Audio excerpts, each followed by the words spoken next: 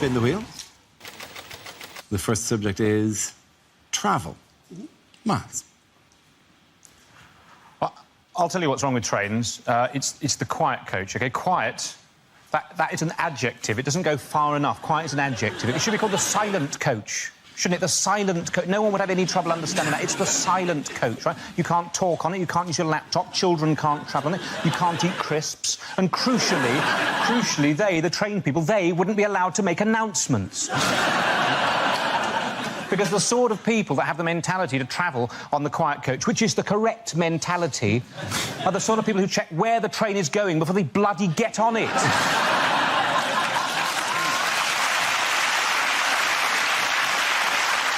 For years, we've just not got these things right. Mock the weak audience, you're exactly the sort of people that know what I'm talking about. In Russia, during the revolution, right?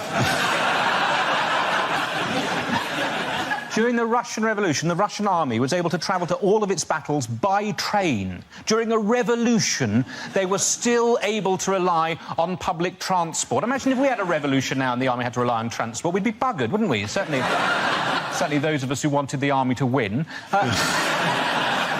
Absolute nightmare, wouldn't it? Marston Moor 2016 kicked off, the British Army turning up 7 hours late to every single conflict.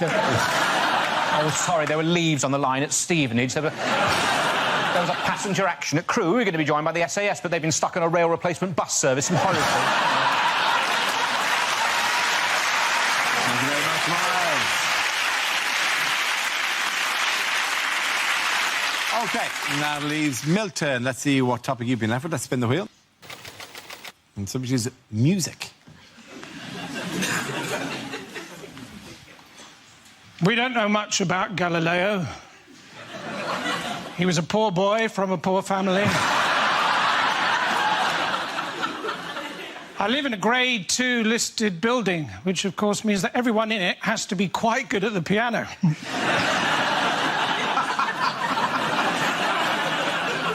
Apparently all Chinese children who are learning to play the piano know a tune called Knife and Fork.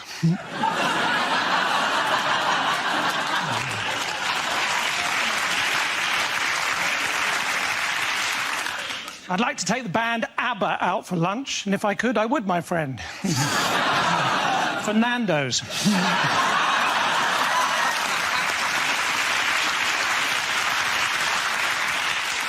When I was at school and it rained, we used to have to stay in for wet play. And when it was cold, we used to have to stay in and listen to this really dull band. AD 79. Julius Caesar receives the first ever weather forecast.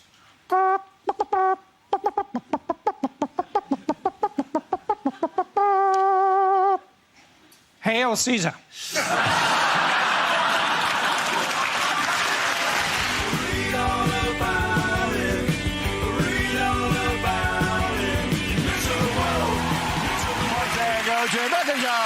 Come on.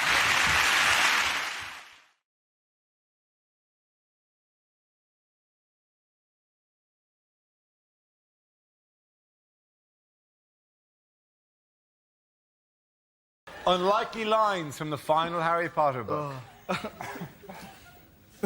Don't worry, Hermione, I can get rid of it. Chlamydia disappearo.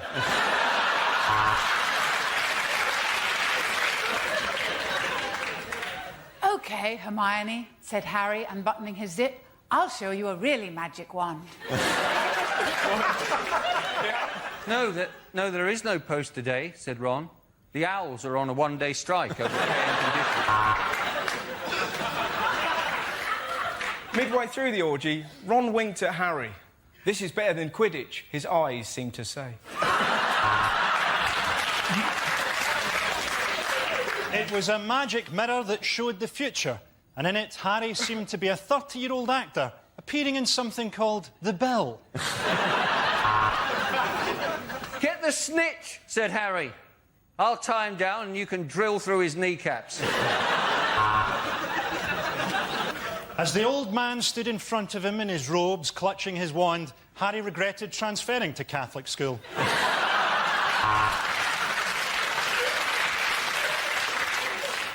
I'm sorry, Harry. I'm having a baby, and it's yours, said Professor McGonagall. Then Harry says something, Hermione says something. Oh, who cares? I'm minted. At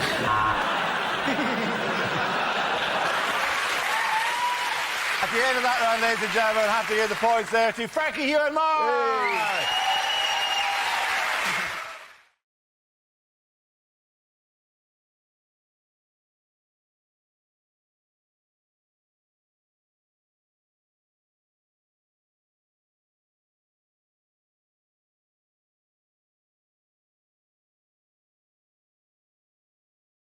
Love a quiz. It is our Liz quiz.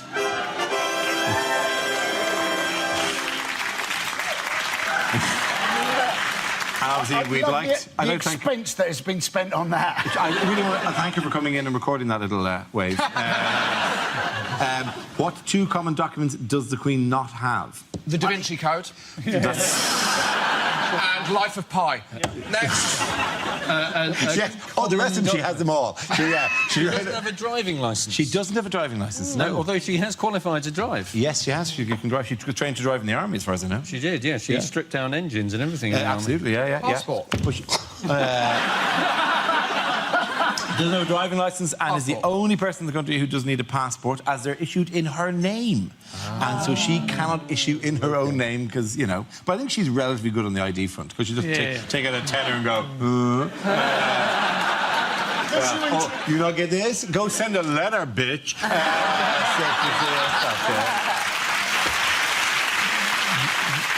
What did the Queen invent with a dachshund and a corgi? A dorgie. Yes! Is it? Yes, it is. I was joking. She invented a breed of dog called the Dorgie. Which, you say she invented it? What, she was there going, right, you put that in there now. She didn't invent it, though, did she? According to this card, yes, she did. She couldn't have gone on Dragon's Den. One needs £30,000 for 40%. It's always 40%. That's all they ever want, no matter how much you're going to say initially. 8%, 40. It's commonly known that the Queen owns the UK swans. Commonly known that the Queen owns the UK swans, says here. But what other water-based animals does she also have the right to own? Ducks. Not ducks, no. Shopping trolleys. I think it's... Is it dolphins? It is. It's dolphins, whales and sturgeons. Pretty big on the royal family. I know a lot of stuff. You really are, actually. It's quite worrying. Anything, dolphins, whales and sturgeons within 3 miles of the UK, they're hers. Do the dolphins know, or do they just stray in and then that's it? If they get too close, she's in a speedboat constantly, all right? Just patrolling that 3-mile limit around the country, right? With her army of swans. With her army of swans who work to track them. When she does that wave, she's actually doing a fin motion to summon her dolphin army. Army of dolphins, assemble! I come to do with an army of dolphins. I want £40,000 for 35% of the company. I have invented a swolfin.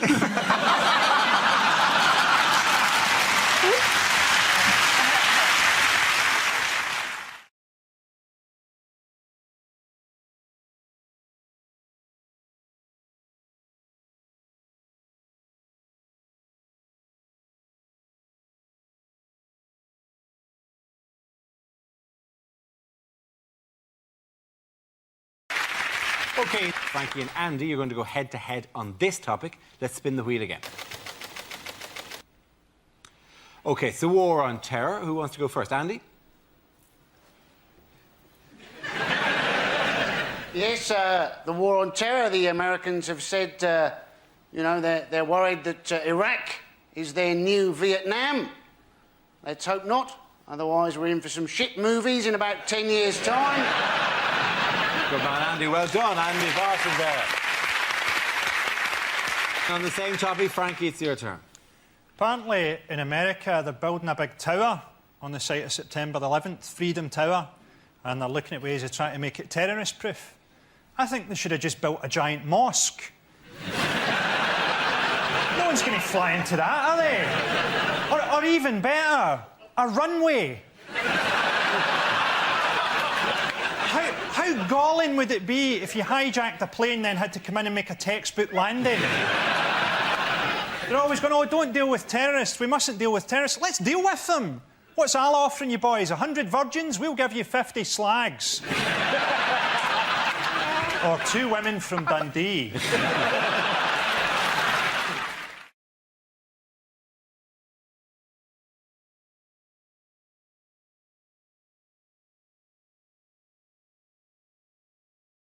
The first subject is unlikely lines from a costume drama.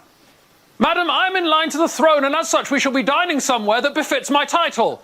Pizza Express Woking. Batman. I mean, I suppose technically it's a costume. Heathcliff!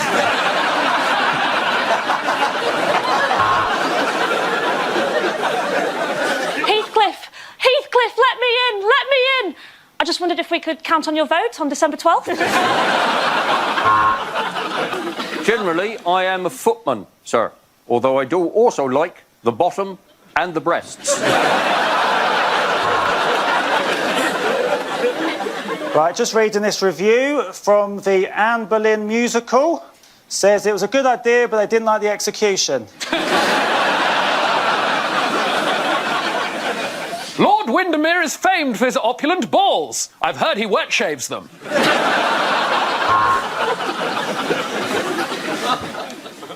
Jag kan täcka land. Jag kan täcka lives. Men jag kan inte en accent.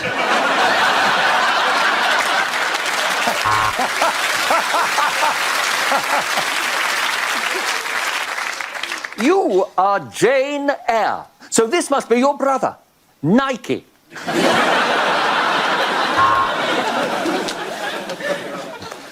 That new servant girl is so cold and unresponsive. Watch this. Alexa? Alexa?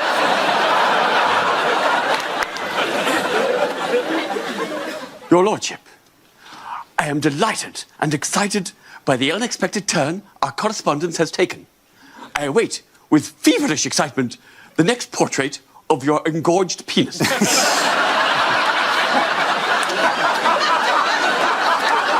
Please accept this crude sketch of my boobs as a token of my affection.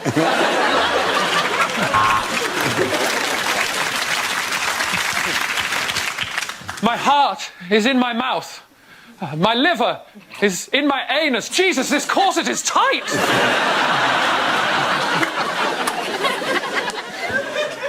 Carson, please get your hand out of my trousers. When I told you to go below stairs, it wasn't a euphemism.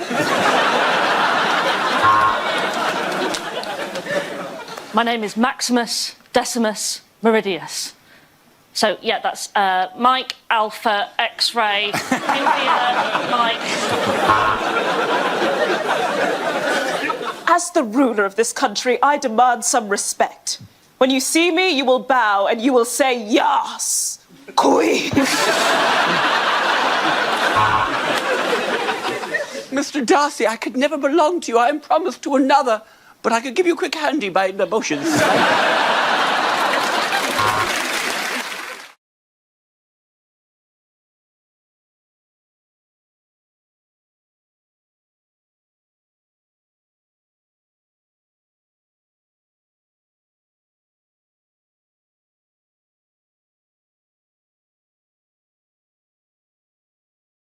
Our next round is called Headliners. Here's a picture of Education Secretary Michael Gove. But what does GAEC stand for? Is it Goverton's Elf College? Genetic abnormality explains chin. Amazing. Is it something, cock? Is it Michael Gove saying, gosh, actual ethnic children? Is it in fact what the kids have done to him? Glued arse to edge of chair. Is it Gove Adonis, exuding charisma. Is it adult literacy rates poor?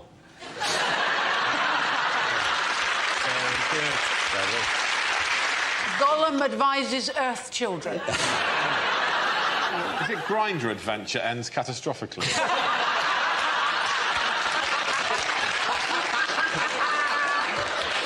OK, let's just give the correct All right, answer, it is, because in frankly, fact- nothing's going to top that. Gove announced as emergency contraceptive. Let's have the correct answer, please. It's going to be something about Gove announces exam change. Very good, thank you very much. You guys.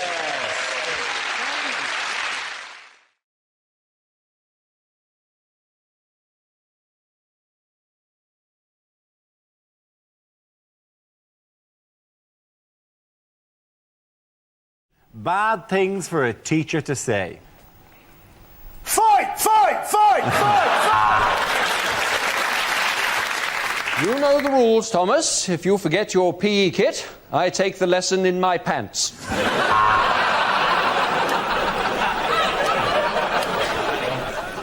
I'm a gun runner, robber and murderer, but the Home Office think I'm clean.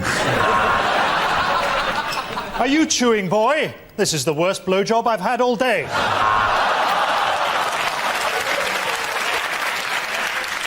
I don't know the answer, Watkins. I just do this job for the holidays. It turns out you're not dyslexic, you're just really, really stupid.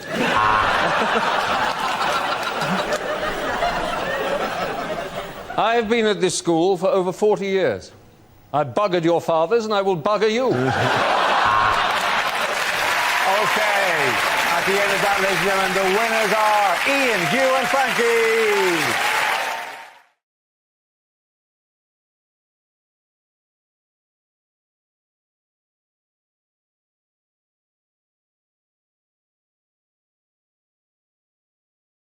Unlikely things for a vet to say. Of course your monkey's got diabetes. You've been feeding him Cocoa Pops for 20 years. I know it's expensive, Mrs. Smith, but if you want your cat put down, you're going to have to make 9 appointments.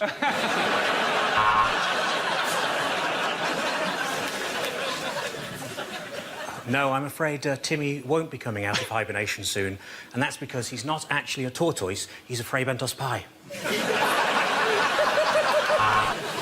So what I'm going to do is I'm going to cut open the stomach of your Rottweiler and hopefully I'll have both of us out of here in no time.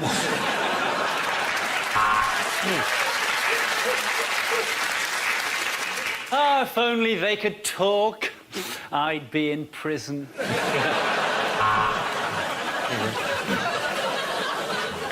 The bad news is we've had to chop off one of Fido's legs, but the good news is you put roller skates on him, that's 3 million hits on YouTube right there. You're right, Mrs. Thomas. This is the first beaver I've seen. Now, what pet have you brought in?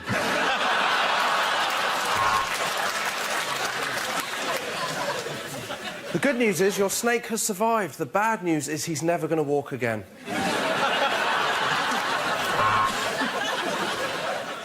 Well, sir, if you think this treatment is too expensive, I suggest you get your meerkat to find somewhere cheaper.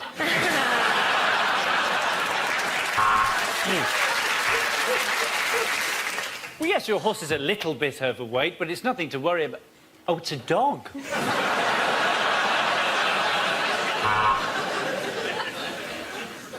We just had the test results back on the cows, and it's not good, I'm afraid.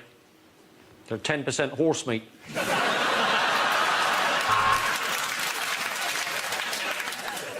I'm afraid it's dead, Mr. Forsyth, but I would say maybe you shouldn't have kept it on your head for so long.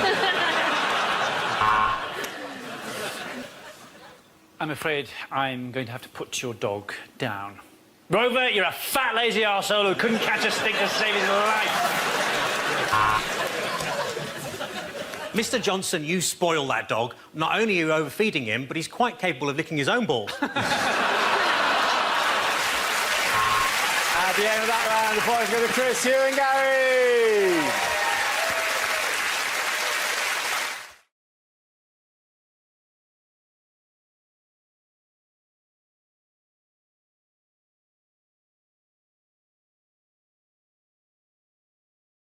Unlikely movie trailers. Stay at Chigwell Holiday Inn.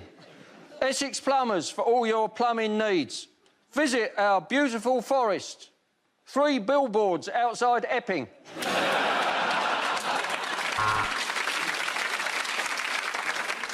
Autocorrect the movie. Out knob in a cinnamon near Yule.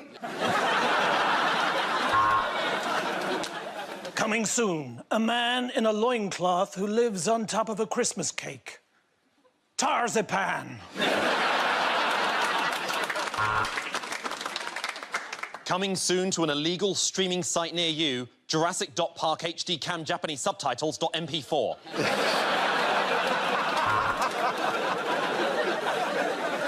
Coming soon, the harrowing tale of women standing up to harassment through illegal street racing in Me Too Fast, Me Too Furious. Train spotting 2. We spotted 2 trains.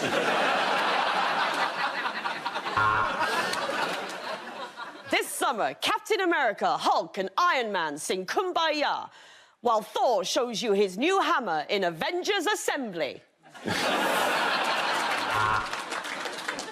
This cinematic remake of Swan Lake is so powerful that it broke a man's arm.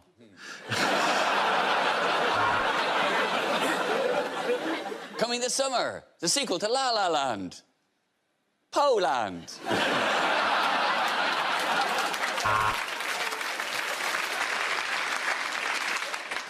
Jesse Eisenberg is Mark Zuckerberg in The Social Network too. This time it's personal data. She was a Hollywood actress in a sordid version of Snog, Marry, Avoid. Winona Ryder, win, own, or ride her.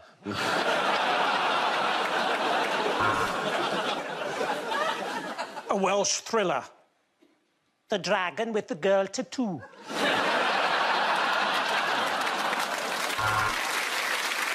Coming soon, a man who's been announcing it for the past 3 minutes. Just do it already. Coming this holiday season, the bug-eyed guy with the clarinet in the cantina in the first film. A Star Wars story. Tonight, see 6 people working their arses off, while 1 man just sits in a chair.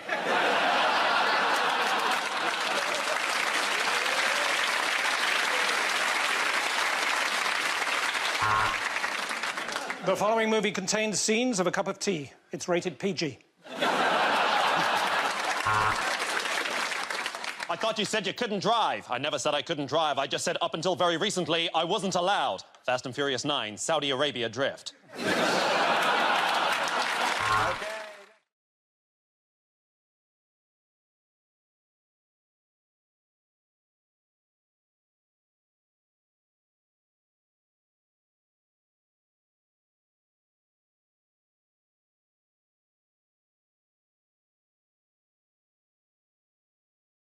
Now we play a round called Four Horsemen of the Apocalypse.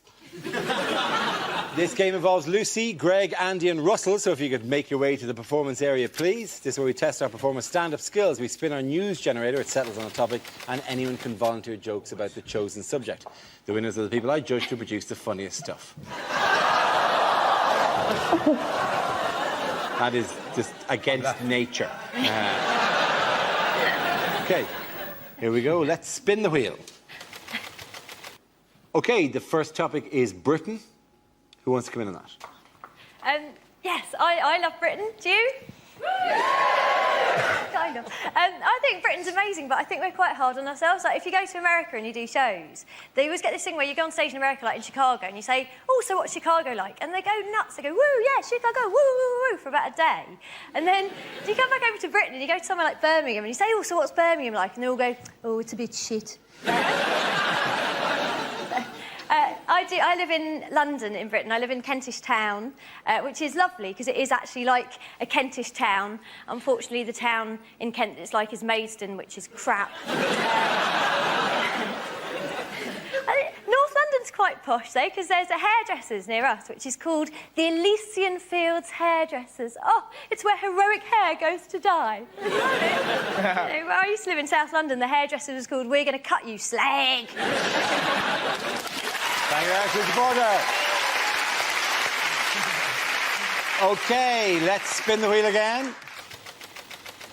The subject is sport. Who wants to come in on that? So, hey, Freddie Flintoff. How drunk would he have been on Monday night? That's all I've got on that one. We have got a great new British hope for our sport, though. Laura Robson, Britain's tennis, 15 years old, both her parents Australian. We don't mind immigration when they've got a bit of talent. We object to people sneaking into Britain on a rubber dinghy unless they can do it really bloody quickly. Thank you very much, Ali Parton. OK, that leaves us with Greg and Russell. Let's spin the wheel. The next topic is education. Who wants to come in on that? Russell. I remember school being fun. I think my favourite moment ever in life, pretty much. There was a girl in our school called Lydia. She was trying to make her calculator work. She was repeatedly knocking it against a desk. And after about an hour, our teacher went, "Lydia! How would you like it if I banged you against the desk?"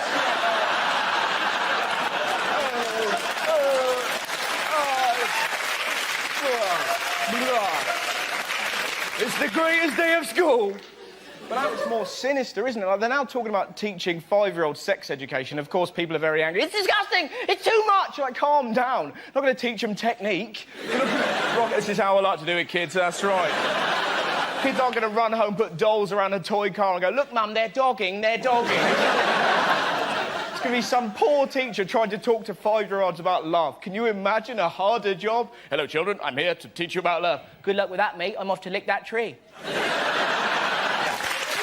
Thank you very much, Russell. OK, Greg, let's see what topic you've been left with. Let's spin the wheel.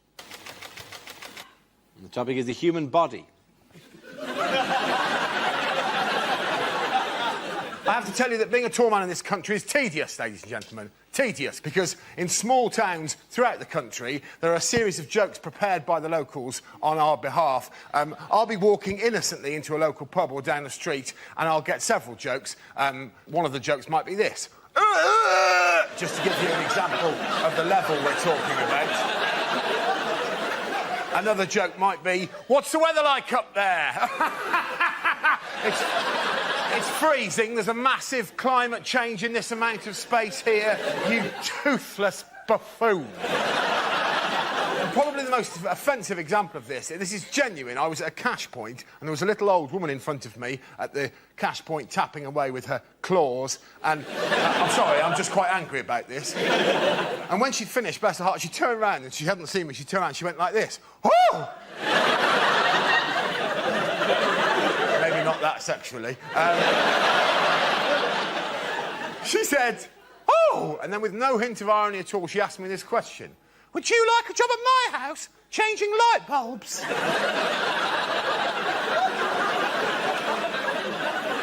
No. No, old woman. I have plans of my own. Now, get out of the way of the cash point. 20 minutes is long enough for you to have worked out that that's a Tesco club card. Thank you very much, Greg. At the end of that round, the points go to Greg and Lucy.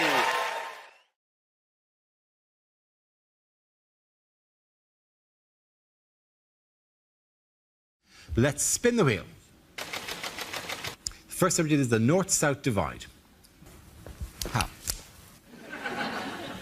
The North-South divide, yes. I believe we should build a wall and make it official. I do. Obviously, you know, Northerners can build it. Well, pay for it. But it's all built on stereotypes. The assumptions are it's all built on stereotypes. Like, I have relatives in Grimsby who come to London and look for London to fulfil its stereotype. So they walk round going, "Oh, it's so unfriendly, no one chats to each other." And I say to them, why this constant need to chat in Grimsby? I said to them, there was a little less chat and a bit more reading. Grimsby could be a cultural and economic superpower, it really could. The assumption is ridiculous, though. The assumption that everybody down south is rich is unfair. Like London, yes, very wealthy city. It's also got the biggest concentration of poverty in the UK is in London. That's a fact. Not me, thank God. God, no. Don't be silly. No. This goes tits up, mummy bails me out. But, see, maybe that's why I've got a thing about this, because I am from a very middle-class southern family, and I am a bit of a middle-class southern twat. You know, we're one of those families that meet and everything is lovely. It's like, so how are you? Are you well? Yes, I'm lovely. Are you lovely? I'm lovely too. We're not really lovely. We can't do confrontation, the middle classes. That's why you never see us on the Jeremy Kyle show. Ever. She's sleeping with your best mate! Well, obviously, I'm not happy about it, Jeremy. It'd be rubbish, wouldn't it? They're having a baby, she stole money off you to buy drugs. She is a bit of a character. Oh, thank you very much, Hal. Well done. Now we're left with Josh. Let's see what you have. Let's spin the wheel. And the topic is the home. Josh Whittaker. My flatmate is kind of filling our kitchen full of all the kind of pointless things my mum has in her home now. I don't know if you've got... We've just got this tea bag saucer, the saucer for tea bags. It's a very useful item. If you haven't got it, what it is, it's a saucer that you keep halfway between your kettle and your bin. And it's basically for when you make a cup of tea and then you get the tea bag, look across at the bin and go... I mean, that's a journey, isn't it? I mean, that's 3 or 4 yards. I mean, I'm not doing that one. I need a stop-off. That's like driving to Leeds. I could die of tiredness. Then you walk halfway, put your tea bag down, go back, pick up your cup of tea and walk past the bin and out the kitchen. All we've done is create a kind of tea bag death row. That's all we've done. We've got our tea bag sauce on our breakfast bar. If you haven't got a breakfast bar, what it is, it's an extra yard of sideboard. And it's for eating your breakfast. It's when you wake up in the morning, you want to eat your breakfast, but you think, bloody hell, it's too early for a table, isn't it? I mean, I can't handle one of them until lunchtime. I mean, what I want is something slightly higher and less comfortable. That's what I'm looking for here. There's one thing I don't want to eat at 8 a.m. It's a bar. That is the reason I feel so shit in the first place. Well done to both of you.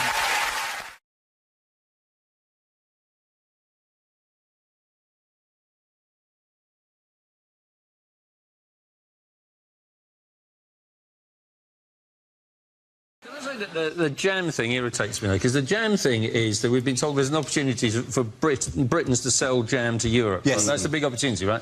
And all the Twitter comments were trying to sell jam to the French, all the French provide all of that. But they do, but we make really good jam. We make really, really good jam. And I hate this thing. Doing down the country. Yeah. No, whereby everything that comes from France is more sophisticated. Their jam just comes from a big jam factory near Marseille. I mean, when I was a kid, we all thought ski yoghurt was incredibly sophisticated. It was made in Swansea. When you started that, I thought, where's he going with this? And it's just like, oh, he just loves jam. French jam is really complicated. I mean, it's not good because you go to Waitrose. Jesus Christ. You just want a jar of raspberry jam. Can you find it? You can find framboise. What the fuck is that? It's food. Oh, OK. Oh, very similar topics. I once went to a buffet in Reading, and that's not even the joke. It was organised by a woman called Wendy, and it was so beige. It was so bland. It was like a buffet representation of Reading.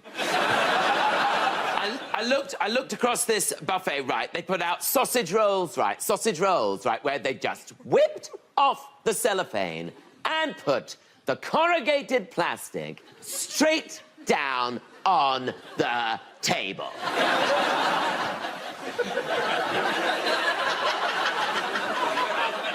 Like we were dogs!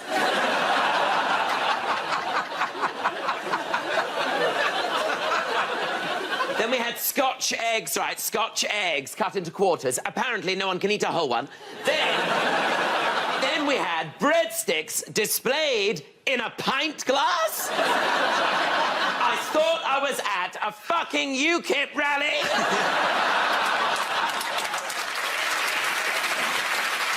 Then she starts putting down cold pizza slices next to wontons. No one's mixed Italian and Chinese cuisine like that since Marco Polo. Then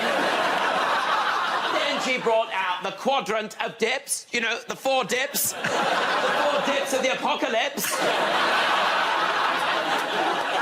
The white one, the other white one. Then there's a green one. What's that? Guacamole. Then there's a pink one. What's that made of? Sillet bang? I was just glad to have something made of some sort of colour. Anyway, it was a terrible buffet, but thank you very much, Wendy. Who made a typically colourful speech at the conference? Can I just ask one question? Oh, my God. Is it how Why they get the little isn't safety thing to go down? Why isn't there orange jam? Marmalade is... No, that's not jam. That's got bits in. Yeah, I'm happy to move on as well. And I'll give you a clue. The answer is Boris Johnson. Who? It was Boris Johnson. Shut up, I have to ask the question first. Let's stick to the conventions of normal language. Who made a typically colourful speech at the conference? Was it Hugh about jam? OK.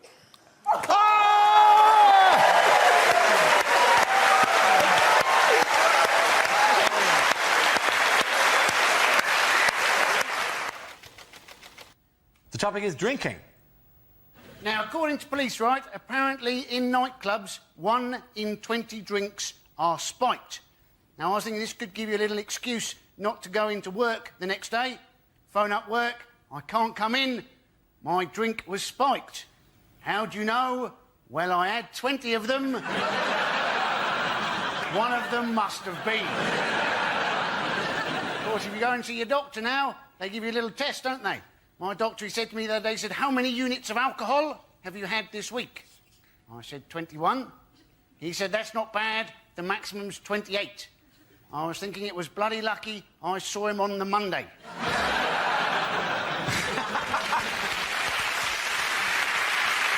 OK, let's see what we've got left for Frankie. Let's spin the wheel again. And it's drinking. As a teetotal alcoholic, that should be quite good. I drink energy drinks now. It's good that they've finally managed to can anxiety. It's good that there's a drink that gives me the resting heart rate of a serial killer who's just spotted that there's a sale on at B&Q. I hate this thing where Guinness always go, oh, we're the national drink of Ireland. Yeah, you're the national drink of a nation of alcoholics. That's like saying that you're Gary Glitter's favourite search engine. I'm teetotal, right? A concept which Scottish people don't understand. So I did a gig in Fife, and I was on stage, and this guy was going up to the bar, and he went, hey, I'll get you a drink as well. And I went, well, I used to be an alcoholic, so I don't drink anymore, but thanks anyway. And he looked at me for a bit, and then he went, a pint of lager shandy? Thank you, boy. Now the topic is food. Oh, here you go. Now, this is one of my favourite topics because I actually hate restaurants. And my wife loves restaurants. She's middle class. She's been skiing and everything. And she loves a restaurant. She says, can we go to a restaurant at the weekend? And I say, yes, we can. And we're barely there 2 minutes, and she's like, isn't it a lovely ambiance? And I say to her, I don't know what you're talking about. I've worked out what an ambiance is. It's a night out about poor people, isn't it, basically? It's people with a few quid to say, can we just have one night out about the poor people turning up? You know what they're like, they'll be banging spoons together, singing Mailman's a Dustman, creating an atmosphere. We want an ambiance. So we try and enjoy the ambiance. But something's happened spoiling it for me. There's no tomato sauce on the table. Creating the situation when my wife looked at me, she said, you're going to ask for tomato sauce, aren't you? I said, yes, I am. Because I'm going to have the risotto. You can't eat risotto without red sauce, it's too dry. It's health and safety issue. You've got to zhuzh it up with a bit of red sauce, right? So I thought, I'm not having it. I said to the waitress, excuse me, do you have any ketchup in the building? She's looked at me like I'm the worst pleb God has ever put breath in. She went off to the kitchen and I saw her making her way back with a pot about that big, about 2 chipfuls of tomato sauce. I thought, oh, here we go. She's tried to put it down and walk away like she's doing a drug deal or something. And I stopped her. I said, hold on, love, don't rush off. And I took a sip of it. And I looked at her, I said, yes, I'll have a bottle, please. Things you wouldn't hear on a TV cookery show. Hi, I'm Nigella Lawson, and before I bake any cake, I like to chop my flour into lines. You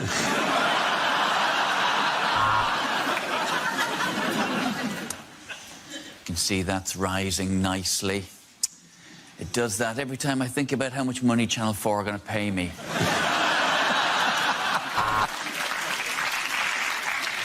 Hello and welcome to Can't Cook, Won't Cook. Today we won't be making anything. Goodbye. Coming up next on Saturday Kitchen, whatever we want, because we know you're too hungover to change the channel.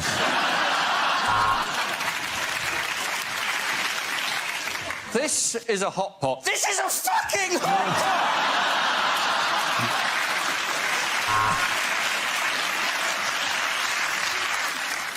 So, if you want to bone a chicken, what you need to do, take it on a couple of dates, and then invite it back, put on some romantic music, and let nature take its course. There is a bit of a problem on this week's food and drink. I've finished all of it.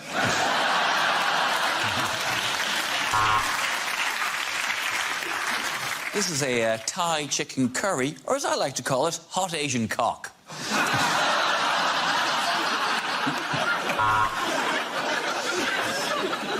OK, Sam, let's see what you've brought in your bag of ingredients. It is a pint of wine and a large Malteser. Right, welcome to Southern Cooking for Northerners. First up, quinoa. What is it and why it can fuck off?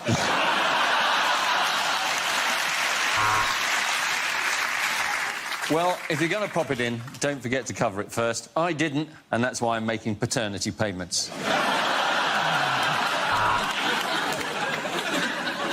Hello, I'm Greg Wallace, and this series of MasterChef, we won't be using plates. We'll just be eating off my shiny, shiny head.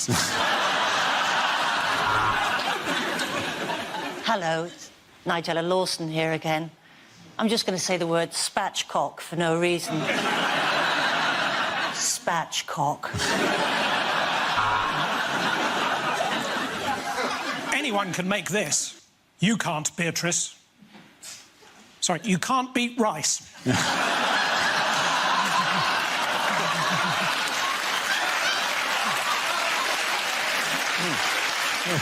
just all go home.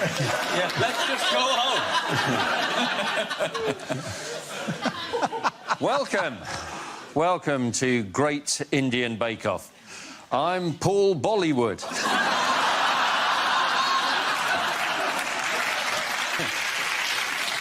Hello, I'm Jamie Oliver. Welcome to my new show, Stick a Bit of Fucking Sugar in It. In other news, what could happen to drunk air passengers in the future? They might sober up. Yeah. They're complaining drunks are getting on planes. They make you wait for 2 hours in a pub. That's just a brilliant pub that happens to have good transport links. It is true, though, isn't it? It's the only time you see people sort of 3 o'clock in the morning in an airport pub just going, oh, I'll have a bacon sandwich and 4 pints of Stella. That seems to make sense, doesn't it? We're here. As soon as you take away windows, all responsibility goes, doesn't it? It can be any time I want it to be. Totally agree. I saw a guy, this was out of order, 7 a.m, having a Wagamama's. What the hell are you doing? You're right, you're right. What is going wrong in your life? There's a guy drinking Guinness, looking across, going, he's got problems. It's only a problem on planes, though, isn't it? It's not a problem in airports, is it? And it's only a problem on planes if you get so drunk that you go, right, you, outside, now. They always say that people get drunk and try to open the doors. Presumably you can't actually open those doors. I don't think someone can just round... The doors, obviously, they can be open, otherwise we'd all still be on the last plane we got onto. You can't, but you can't in a kind of a, hello, you're a very pretty... who says, whoa! That big roundy bun doesn't go from... Whoa! Give me a call! That's right! You're not wrong. Okay, James Orlando.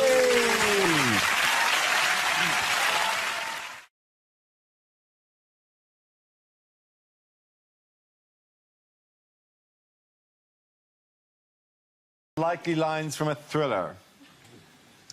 Boss, I've got some news about the criminal who's been impersonating Sting. He's turned himself into the police. We've got to get out before it goes off. Oh, no, I've misread the sell-by date. We've got another week. Yes, my name is Pussy Galore. Yeah, obviously it's a code name. My real name? Oh, it's Fanny Everywhere.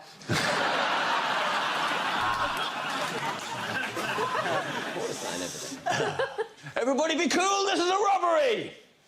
You, in the Game of Thrones t-shirt, what did I just say about being cool?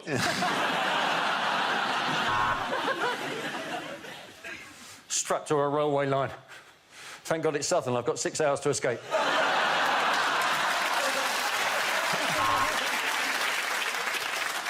Whoever you are, I will find you and I will kill you. Now, can you tell me your postcode so I can pop it in the sat-nav? Mr. Brown, meet Mr. White. I really should learn these diplomats' names. You can beat me as much as you like, but I can't tell you where he is. So it's all set up. No one knows where Wally is.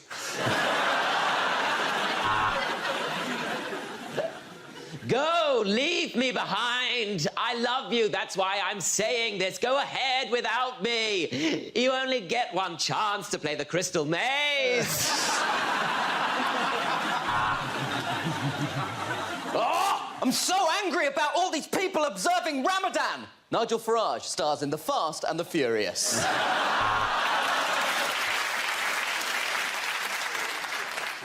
It's male, 30 to 35, Caucasian, no obvious sign of trauma. Oh, no, wait, the head should be attached to the body, shouldn't it?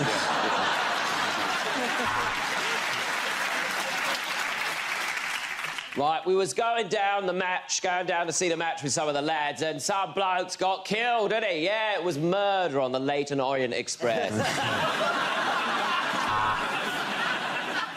Oh, my God. You're the Zodiac Killer.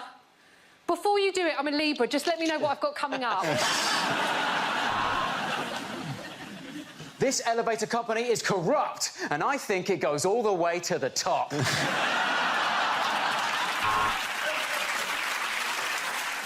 You can kill me. But if you do, he will never find the sarin gas canister I have placed in the president's fridge. Shit.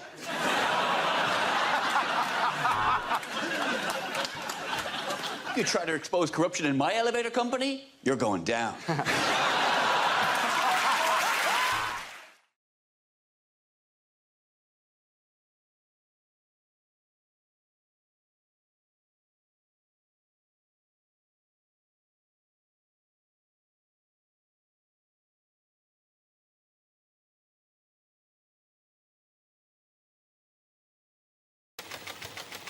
The topic is safety.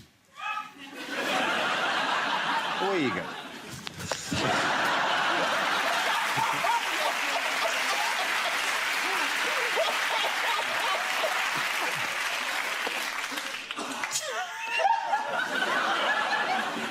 Just like to say to the old man who was wearing camouflage and using crutches who stole my wallet earlier, you can hide, but you can't run.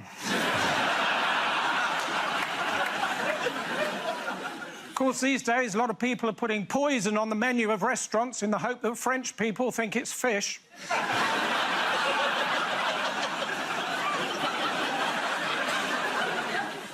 My dad's answer to everything was alcohol. He didn't drink, he was just very bad at quizzes. I only have access to my son on Saturdays, Well, he fell under the floorboards of a synagogue.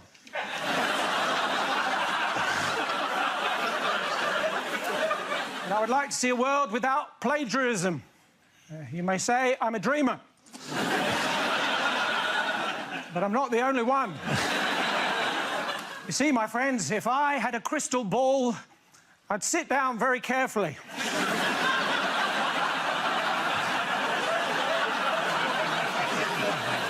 They say that putting mud on your face is good for your skin, but I saw a sign the other day that said sewage treatment works. Trust me, it doesn't.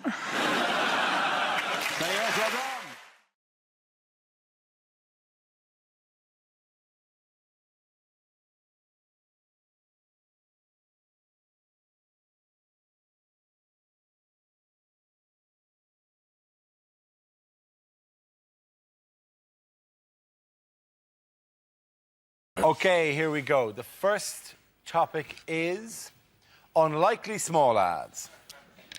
Did you see a hit and run in the Cromwell Road on Tuesday night? Please get in touch, because I'm keen to silence any witnesses. Parents, worried about unruly teenagers ruining your house? You need my book, My House, My Rules, by Joseph Fritzl.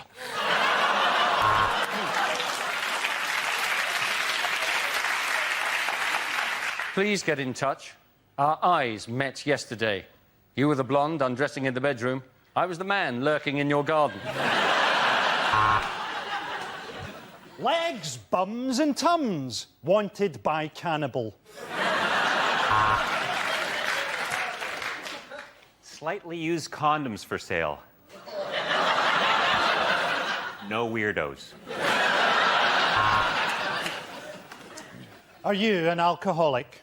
There's a sale on at Oddbins.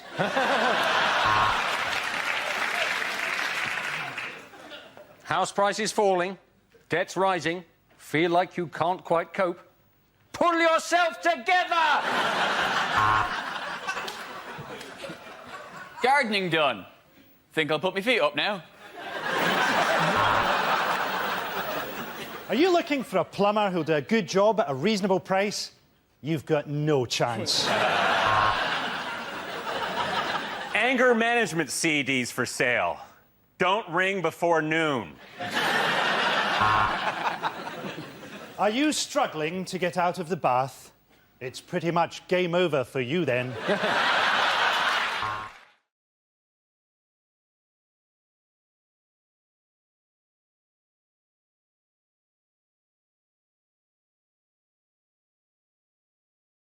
The category is sport. The answer is yoga, sushi and ice.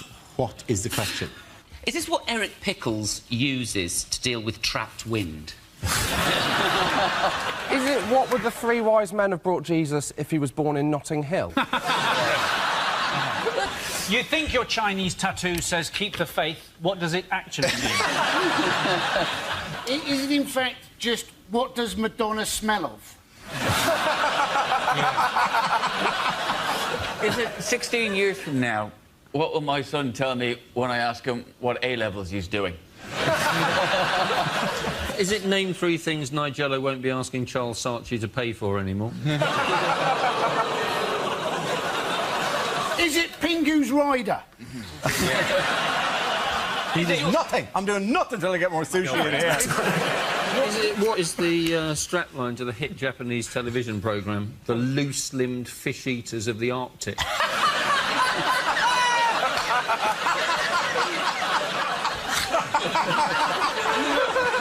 Is it what answer will you get if you ask Paris Hilton to name the elements? Is it, if you own a bar in Soho, what should you call it to guarantee it'll always be chock full of wankers? Is it simply what are three things which are very difficult to sell door to door? It is name three things that can make you lose the feeling in your legs. Sushi. Yeah. Do you know what sushi actually is?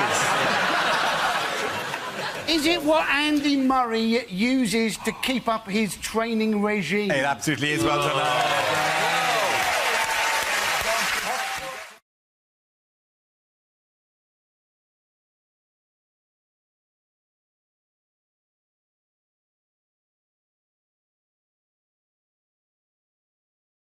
Start with a round call. If this is the answer, what is the question? On the board are 6 categories. Zoe, which category would you like? Politics, please. OK, your category is politics. The answer is 50%. What is the question? What is the name of 50 Cent's mathematician brother? Is it what does Heather Mills save on IMAC? What is the most you'll have to pay for a sofa at DFS? What is a bad answer to the phrase, how much do you love me? Is it the percentage of Ant and Dec that is forehead? Is it you're a 19-year-old Glaswegian male, how much of your life is left? Is it if I entered an orgy covered in Marmite, what would be my success rate? But to be honest, I always find that when people say, oh, I'm a Marmite kind of person, people either love me or hate me. They're always people that everybody hates. Is it how much of Silvio Berlusconi is made of oil? Is it what percentage of the population, rather than a TV debate, would like to see Cameron and Brown have a cage fight? I would love to see that. So would I. Yeah. Who would win then? I would imagine Brown. Yeah, Brown. He's got moves. Yeah. He's also got that dislocatable jaw. Yeah, he can actually swallow your whole. He could swallow you. He can actually take your jaw down. Imagine that. Wouldn't that be incredible? If Cameron ran towards you. Cameron's legs flapping. Is it what was the proportion of cats that died during the making of my ill-fated television pilot, Cat versus Bleach? It would be 100%, surely. Do we have an answer that we can do? I think it's what percentage of the top jobs in the Labour Party does Harriet Harman think should be filled by women? You're absolutely right. Very good. Well done, Hugh. Thank you very much.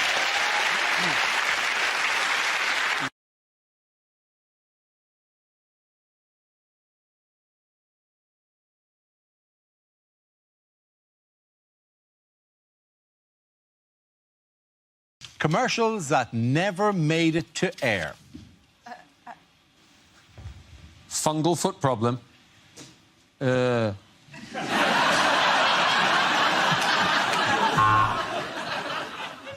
you been injured in an accident that wasn't your fault? Of course you have, because that is the definition of an accident.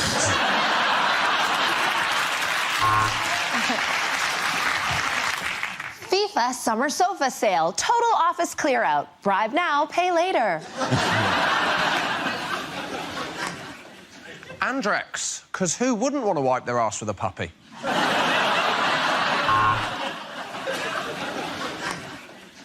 Carlsberg don't do your girlfriend, but I have.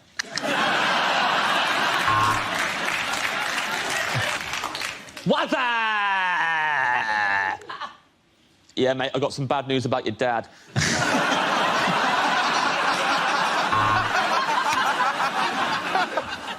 Why pay more for ratchet, trifling-ass pilots when you can get to where you're going on EasyJet? A basic bitch will get you there.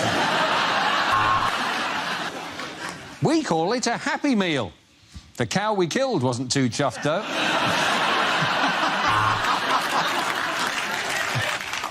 Waitrose, 2 for the price of 3.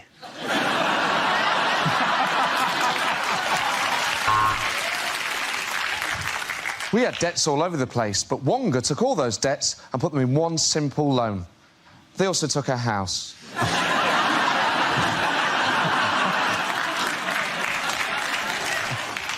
Are your vet's bills getting on top of you? Then why not try Dognatas?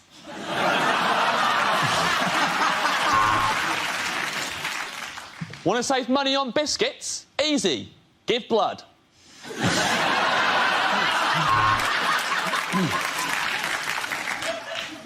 From Laboratoire Garnier, Paris. Because if we said it was from Unit 5 of a Luton industrial estate, you wouldn't buy it, would you?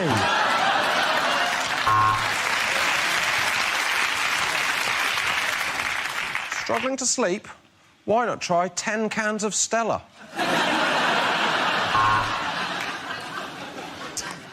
Did you mistake your girlfriend for a burglar on Valentine's Day? Then you need to go to Specsavers.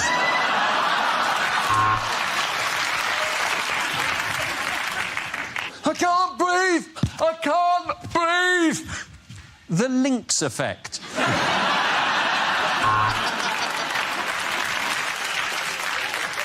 That one's accent is a bit more racist than that one's accent. There you go. Just compared the meerkats.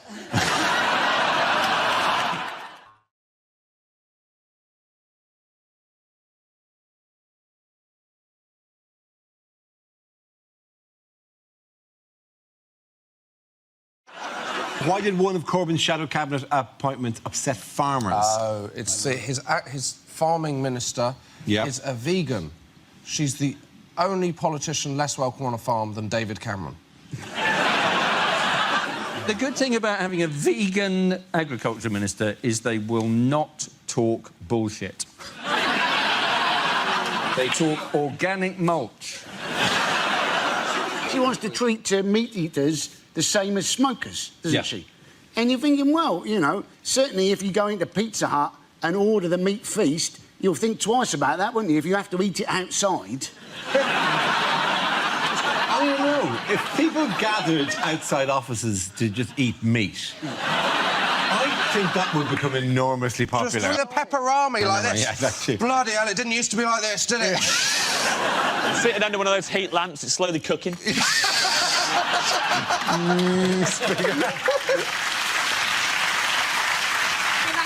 You can imagine meat eaters going away to European holidays just to come back to be like, it was amazing, you can still eat meat inside over there. But then the NHS could help with, like, wean you off with, like, a meat patch. Or you could just chew an OXO cube if you were getting, like, packs. Could you put an OXO tube into an e-cigarette and, like, and vape it? Would that perform the same thing? Oh, beefy. Oh, I really need Sorry, that. it just sounded like you're having sex with Ian Botham then.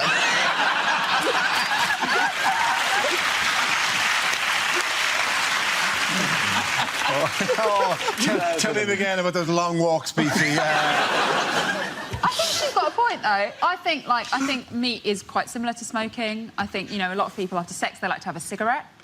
And I like to, after sex, just have a quick spit roast.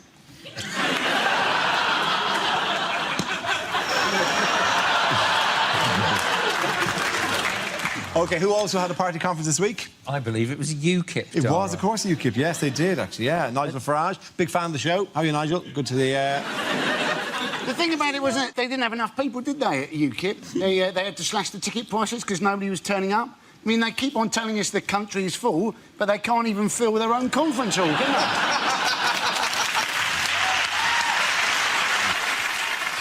It was at Doncaster Racecourse, which is weird, given the trouble they've had with the first-past-the-post system. Why was Why are these people paying to go and watch the UKIP conference? Do you know what I mean? If you want to watch, like, boring old men in shit clothes talking about hating foreigners, Top Gear's on Amazon soon.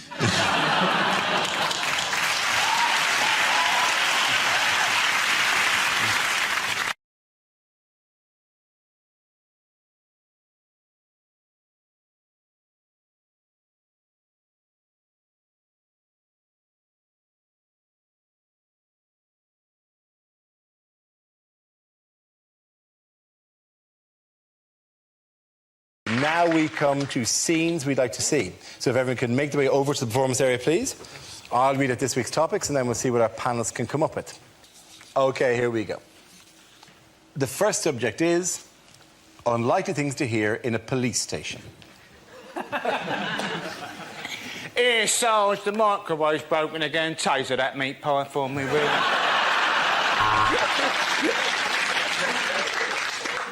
I know it's unlikely, but I don't suppose anybody has handed in Colonel Gaddafi, have they? I noticed the burglar making his escape. At this moment, I cursed the police cutbacks and gave chase, shouting, Nina, Nina, Nina. All units, be on the lookout for a purple Renault Clio. Registration number, Saffron Doily 22, Bongella Chrysanthemum. Hiya!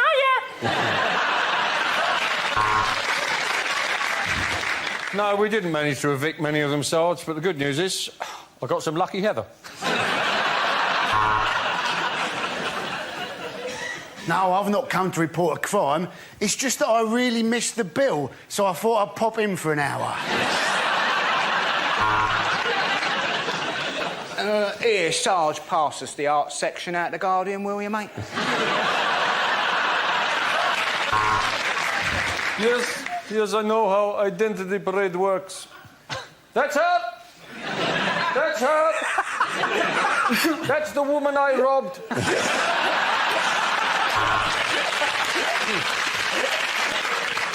Right, listen up. We've got a new man starting. He's half man, half horse. It's Inspector Morse.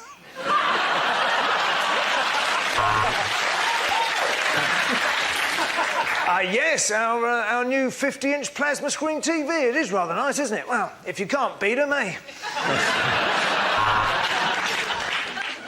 I am charging you with the murder of Mrs. Thompson. That'll be £7.19, please. Right, listen up. There's a giant fly attacking the station. I've called the SWAT team.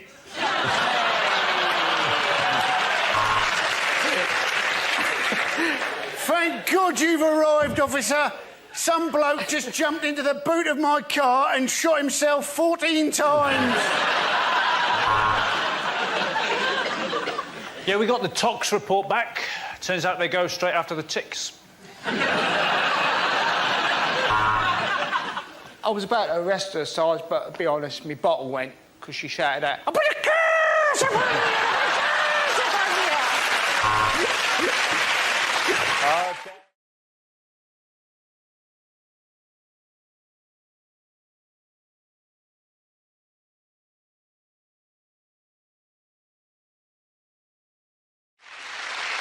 Yes, the answer I was looking for was Gove announces exam changes. This is the news that Education Secretary Michael Gove has announced a new English baccalaureate certificate to replace GCSEs. From 2015, students will work towards a demanding 3-hour exam at the end of a 2-year course rather than the current combination of coursework, modular exams and multiple retakes. He's even invented an exam that thicker kids won't be able to pronounce. It's the back of what? The back of what? The back. Oh, give me a shovel, I'll go down a mine. I think the idea is if you're academic, then you get a baccalaureate, and otherwise they teach you practical skills like how to baccalaureate.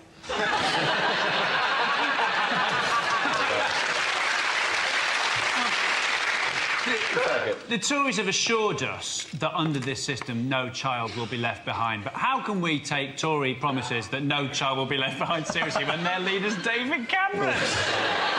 What's the, do you know what the abbreviation is? It's called EBC. EBAC. It's called the EBAC. EBAC, which is when Yorkshire people make payment over the internet. I thought that was something from Star Wars, isn't that? Yes, it was. Do you know who hated the EBACs? I bet you can't do the impression. Skywalker! Your EBACs will not qualify you to run the Empire now. There's been a lot of debate over, whether grades have been devalued, and I was discussing that recently with my nephew, Professor Timmy. So, hang on, sorry, because it's one of these things that I genuinely am always perplexed about, coming from a different country as I have, with my spices and my silks. To your nation. And there's so many great things about it, except your exams, which are mad. And not that the education, by the way, is great. I'm not saying anything about the education people get here, it's fantastic. But the exams are mad. There are people who, when confronted with an exam paper, just go to pieces completely and forget how to count, and I think it's very unfair that they are marking the papers.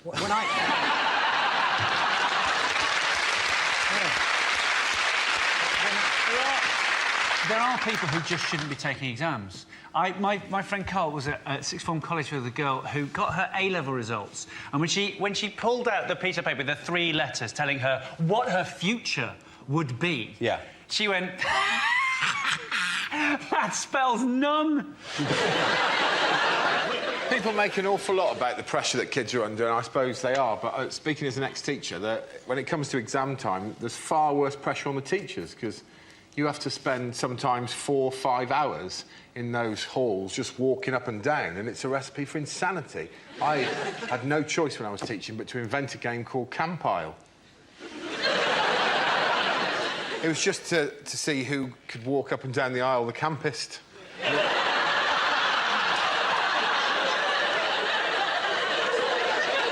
We started off just sort of slightly mincing. Honestly, by the end of it, I was walking down a full aisle of children like this. And I knew it was time for me to leave teaching when I got to the end of one aisle, genuinely. During an actual GCSE, a kid looked up at me and went...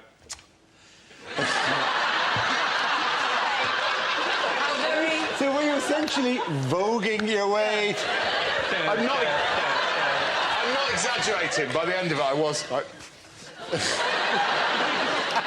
thing is, they want to make the exams harder, don't they? You know, but surely they're hard enough already if your teacher is walking up and down, camping it up. Oh, no, I'm still qualified, technically. We'll have to cut this bit out. Really? Is that your safety net? Yeah. Oh, that's really sweet. Do you think anybody, having seen you in betweeners, anybody's ever going to employ this? Well, you've always got to trade. What was the problem with it? I did a gig at the University of Central England, which is in Birmingham. That's what they're trying to hide from you. And as an opening line, I said, UCE, so called because that's a grade it takes to get in. But I had to explain it to them. I'll tell you, I was in an exam when I was at school. My mate, at the back of the hall went... we were all waiting to leave. Someone at the back of the hall went... Bow. Mr. Mearden, the exam invigilator, went... and then someone else went... Bow. And then... Bow. From different parts of the hall, and it led to my favourite sentence I've ever heard come out of an adult's mouth, which was, all right, no one leaves until the meowing stops.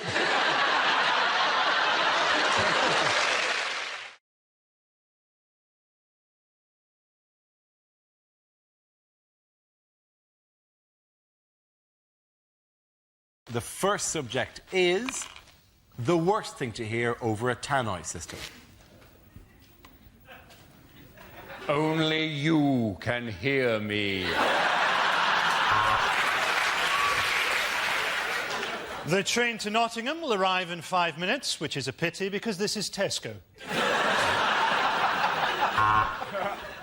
Second floor, but you can't get out. Welcome to our school sports day. Mark will probably get stuck in a sack. Ha, bloody ha.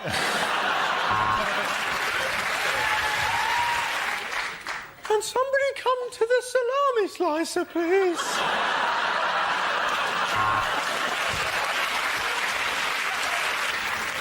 If anybody has found a Vicks inhaler... Ladies and gentlemen, we all know there will be a bomb on the tube, but will it be today?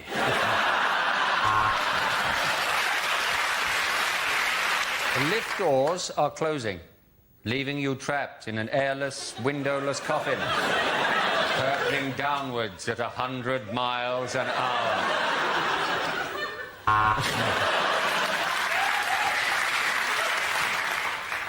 Would the parents of the child that fell into the tiger enclosure please come to Lost Property to collect her shoes?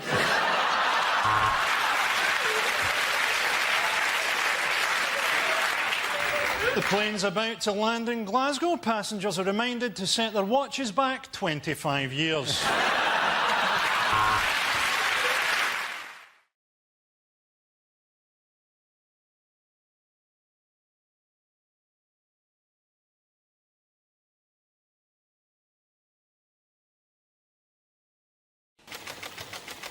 First subject is weather. Oh, OK, Chris Evans.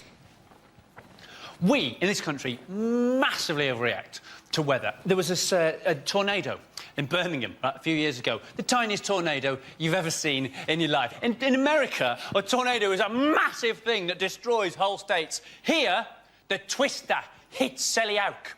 And the entire British press went nuts. The Guardian said it dislodged roof tiles and smashed plant pots. Oh, no! They interviewed these two lads on the Today programme on Radio 4. One of them said it was horrifying. He said, I was sat in my back room. I thought the window was going to come in. Next thing I knew, a bin liner flew past. Not a car, not even even a bin liner. It was so breezy. And he talked to his mate. They said, what was it? His mate had evidently been followed down the street by the tornado, right? Before, presumably, he went behind his gate and shot it and the tornado bounced off. What was it like? Ow! Ow! He said, ow. It was horrifying. He said it was like being followed down the street by a giant carrot. Not a whirling funnel of death. A giant carrot. I hate vitamins. Thank you very much, Chris.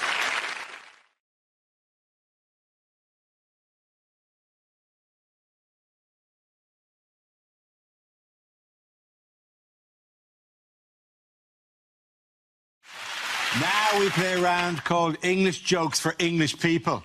This game involves Ramesh and Milton, so if you could make your way to the performance area, please. This round is a stand-up challenge. I launch the wheel of news, and whoever chooses to stop, one of our performers must step forward and talk about that subject. OK, here we go. Let's spin the wheel. The first subject is education. Who wants to go on that? Ramesh. Well, as a vegan...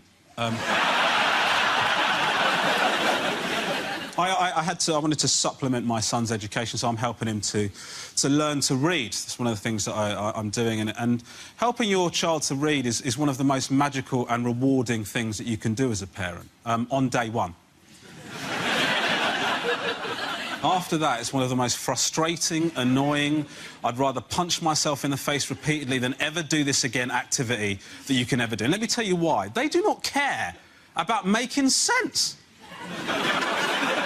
Right? They'll just read all the easy words. When they get to one they don't know, instead of trying, they'll just look at the picture and just throw something random into the sentence without any regard for what effect that has on what they're saying. I'm supposed to not get angry. I'm supposed to not get angry when my son goes, Jack went strawberry? How could that be what it said? How could it be Jack went strawberry? What are you talking about? What would that even look like? How could that be what it said? Tell me. I'll tell you what, you think that's what it said, you go strawberry now. Go on. No, go strawberry. That's what you think it said. Stop crying, go strawberry. Go strawberry.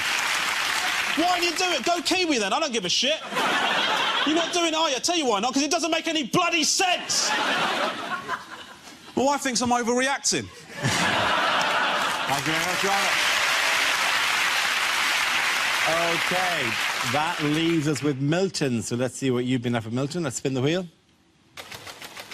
And the topic is family.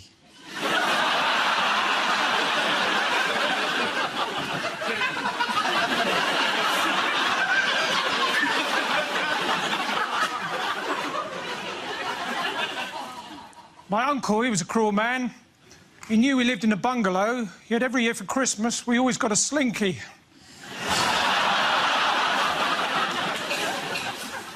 It's a miracle my sister's getting married. I went to the printers to get the invites, and he said, well, what typeface? I went... She seems to like him. My grandfather, during the war, he broke the Enigma code machine. Then he went AWOL. Well, it's not quite true. Then he became an owl. My grandmother, she's been talking about downsizing, and now she's in a little urn.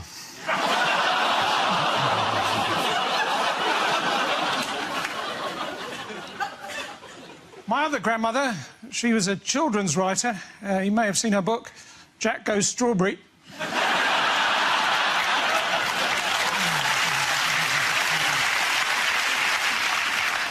I haven't always been popular with my family as a vegan.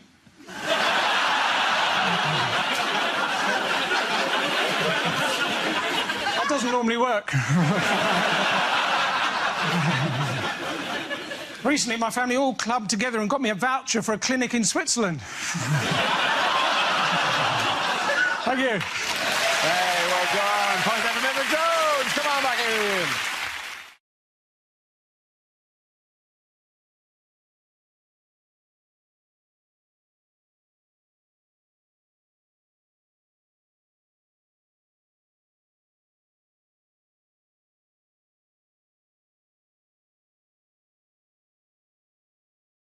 Now we play a round called Trump Around, Trump Around, Trump Up, and Get Down. This game involves John and James. If you could make your way to the performance area, please. This round is a stand-up challenge. I launched a wheel of news, and whoever it chooses to stop, one of our performers must step forward and talk about that subject. OK, here we go. Let's spin the wheel. And the topic is home life. Who wants to come in that?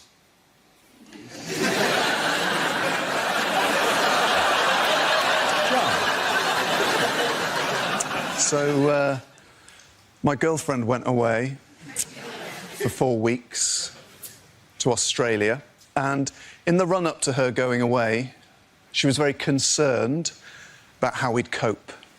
I sort of less worried about that. I'll be honest with you, what I was mainly thinking in the run-up to my girlfriend going to Australia for 4 weeks was... Lads, down the pub! That's a pint glass, by the way. Turns out they've moved on. Their girlfriends aren't away, their kids exist. And my flat is now just turned into a blank, grief-walled cell of despair because I see it without my girlfriend in it for the first time. And so my mind just begins to fill with all the everyday things that lose their magic without her, because that's what I think love is. It's a domestic thing. The other day, she was emptying the bin, and I knew it was going to split because she doesn't buy heavy-duty bin bags because she doesn't listen to me.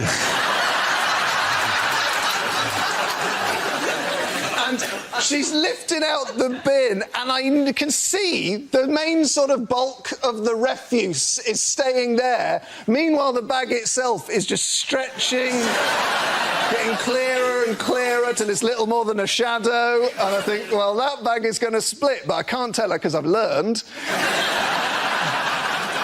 I hear this shrill cry. It's a sound that I've not heard my girlfriend make before, because I'm not much in the bedroom. And I thought, well, that bin bag split, hasn't it? Time to go and lighten the atmos with a few choice quips about why we use heavy-duty bin bags. John Robbins. OK, that leaves us with James. Let's see what your topic is. Let's spin the wheel. And the topic is cinema. Where you go? Speaking of the cinema, Sarah Pascoe's an idiot.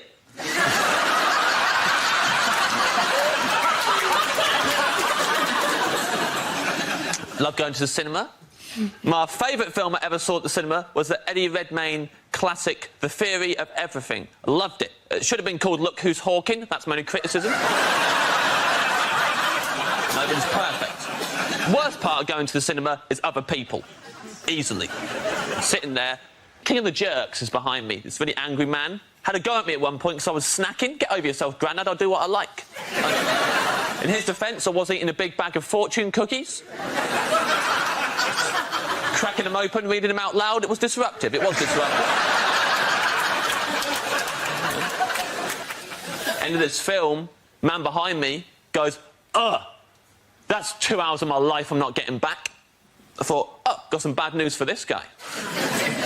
Every hour of your life. Now you're never getting back. They're gone forever. Time is not refundable. Death is the end. And I know that because 5 minutes earlier, I'd read it in a fortune cookie. Thank you very much, James A. Carter. James Ryan, the fourth goes John Robbins.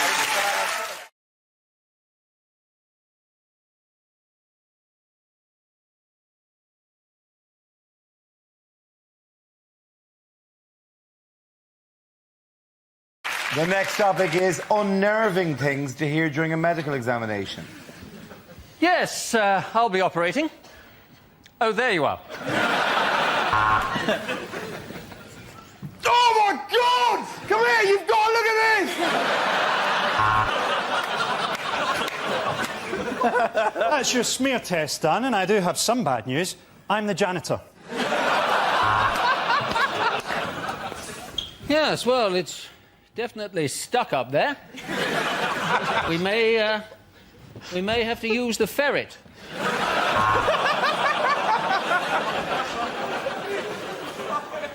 So if you'd like to just pop your clothes over there, next to mine.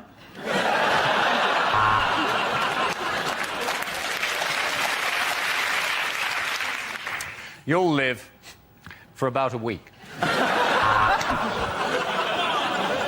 Well, there's good news and bad news. But don't worry, I can give the good news to your widow.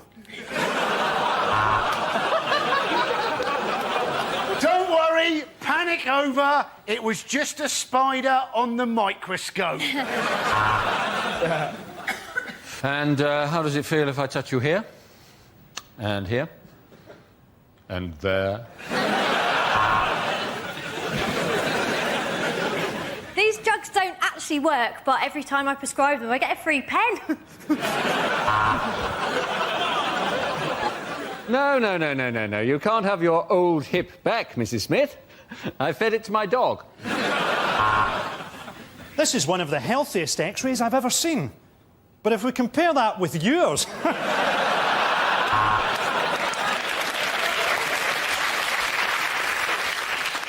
Right, I thought for a change, I could cough and you could hold my balls. You have the body of someone half your age, growing inside your womb.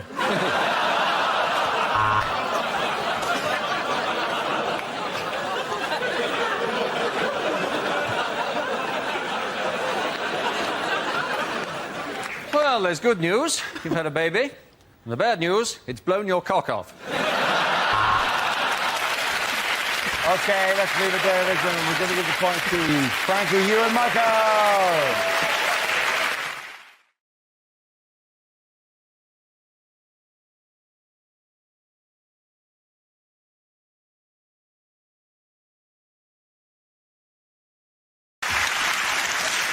Our next round is called If This Is the Answer, What Is the Question? On the board are 6 categories. Ellis, what category would you like? Could I have home news, please? Absolutely. Home news it is. The answer is 18 billion. What is the question? Is it the amount of times I'll check my phone when I'm watching a friend's band? Is it how many times happier is Jennifer Aniston than she was this time last week? Yeah! Playing the long game, Aniston. Is it how many hours tutoring would Rob need to get into grammar school? It's not very nice, is it? You passed for 11, though. You have the kind of a... Oh, yeah, I could do grammar school for you, mate, but, you know, why knock about learning when you could just turn up and do this?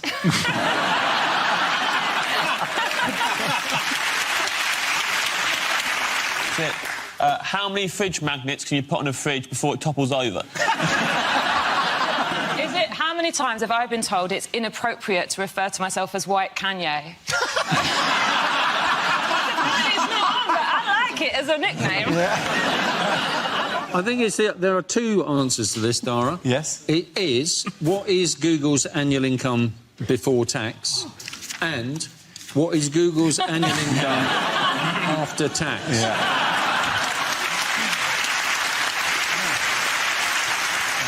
Is it the amount of times we've discussed Brexit on this show? It was rather a big news story, Rob, to be fair. I know, but keep going on about it. Can't we just do this and not talk about the news? Just for 1 week, just have a chat. And just see how we all are inside, because we've got problems. I've got stuff going on, mate. I can't be bothered with Europe. I can't even sort my own house out. The kitchen's falling apart. I've got people talking to me about tiles. I don't know what tiles I want. It's hard work. I've got gravel outside my house, and every time I come in, some comes in off my shoes. You can't hoover it, you can't sweep it, it's just always there. And now you go to Article 50. I don't give a fuck!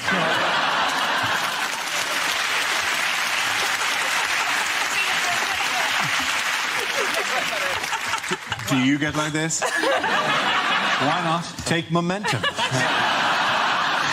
Is it how many virgins watch Robot Wars? Oh, wow. OK, I know this. Attack him, Carbide! The correct answer is... How much Monopoly money was I fined for swallowing the tiny silver dog?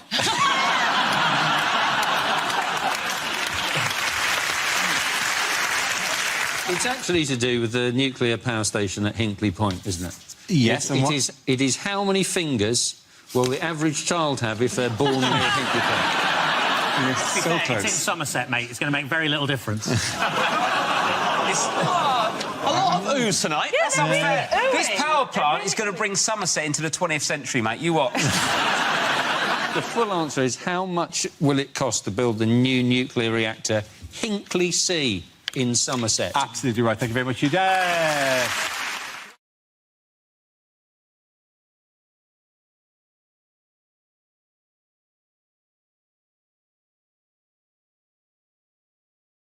Our next round is called This Is the Answer, What is the Question? On the board are 6 categories. John, which category would you like? I would like world news, please, Dara. OK, world news is the category. The answer is 3%. What is the question? Is it what percentage of my life have I spent thinking the toaster is broken when actually I haven't plugged it in? Is it my milkshake brings what percentage of boys to the yard? Is it, what is my success rate for plugging in a USB charger the right way around first time? Is it how much of a portion of Viennetta you get around Jeremy Hunt's house? What percentage of the population of Midsummer are still alive? Is it how many of Southern Rail's trains run today?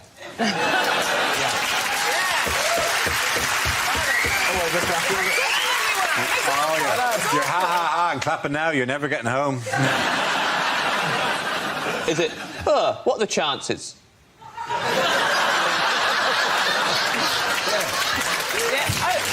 Very true. It could be like, what are the chances of John proposing live on air? How much a week? Oh my God, let's come up. Why not? Which is... It's spider hands. Please tell me that when you propose, and you ever do, you will do spider hands first. You will Every day I propose to someone random. And I'll come up and go... No, OK, go on. It's the percentage of Facebook posts from new parents that I give a shit about. Is it... Oh, yeah, you all got kids, haven't you? Keep your dirty dick in your trousers and save us all a lot of bother.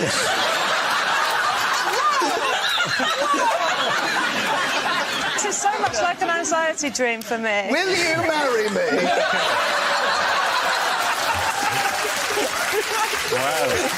You got it on tape, right? He can't deny it. I'm going to show his mum. Is it no jam?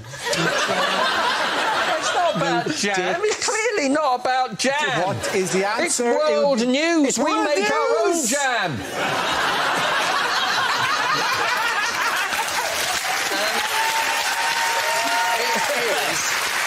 It is, I suspect, how far ahead is Hillary Clinton in the polls? That's absolutely correct answer. Thank you very much. You get the same.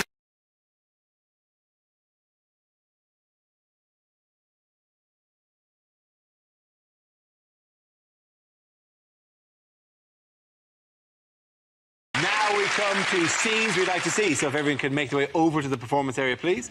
I'll read out this week's topics and then we'll see what our panellists can come up with. OK, here we go. The first subject is unlikely things to hear at Euro 2012. And there we see in the stands John Terry's wife, and with his arm around her, Rio Ferdinand. Well, this French team has 3 strikers. Luckily, the other 8 have agreed to play.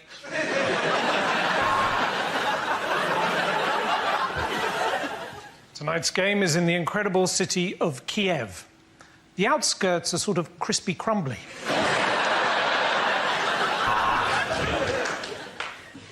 And Holland are 2 down. Yes, I've finished the crossword. And the Greeks have reached the quarter-final. If only they'd had a massive bet on that. Oh, that's a bad one. You can see the bone sticking right out. These Ukrainian meat pies really are awful. And now over to Mark Lawrenson, who has something really interesting to say. Well, I've never seen that on a pitch before. It seems the referee really is a wanker.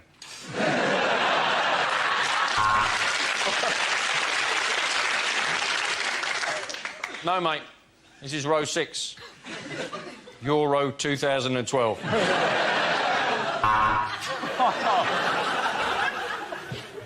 Here in Ukraine, we launch campaign.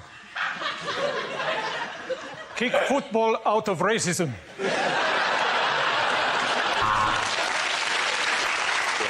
And that is some incredible dribbling there from the Irish supporters.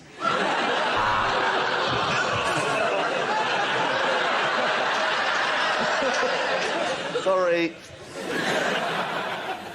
And things are about to turn ugly as we go back to the studio to Adrian Childs.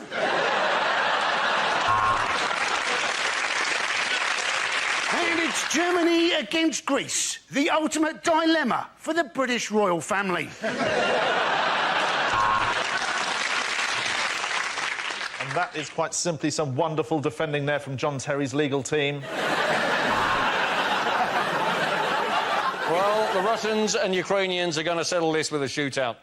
No penalties, just a shootout. So, Germany are camped in the Polish half. Not for the first time.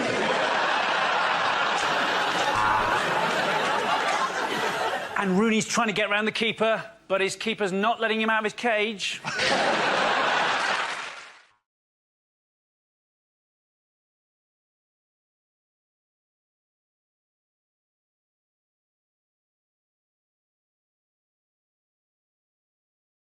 The next topic is the worst thing your new neighbour could say.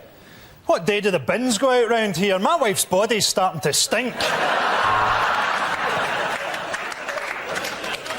Well, looks like we got ourselves a fresh one.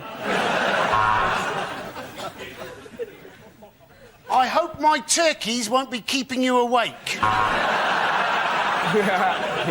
My wife and I are nudists and have been for the past 70 years. You're bigger than you look through the telescope.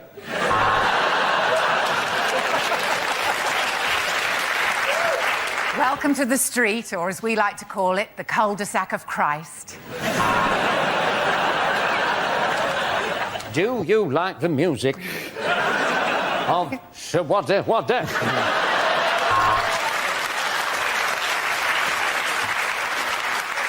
I can see you when you sleep.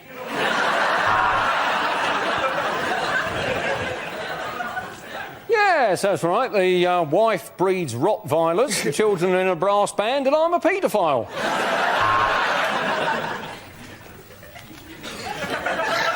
It's simple. Your dog and I are in love.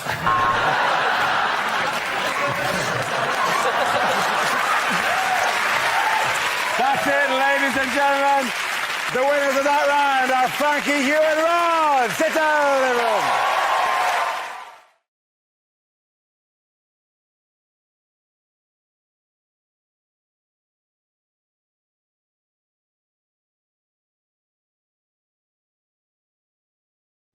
OK, here we go. The first subject is unlikely things to hear on daytime TV.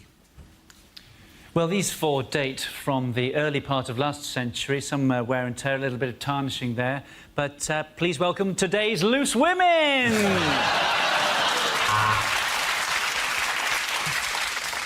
Welcome to Channel 4 Daytime, or as you said to your boss this morning, working from home.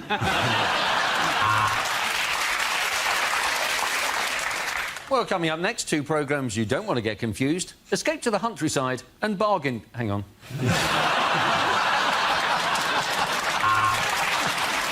The next programme is Pointless. It's the Jeremy Kyle Show.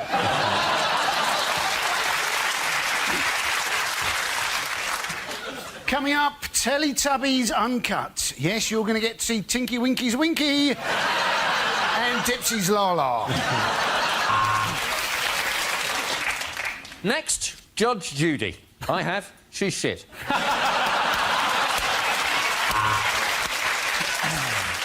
Hello and welcome to Let's Decorate the Shit Out of This House. This week we're decorating the shit out of a 3-bed semi in Orpington. So let's do it! Let's decorate the shit out of this house!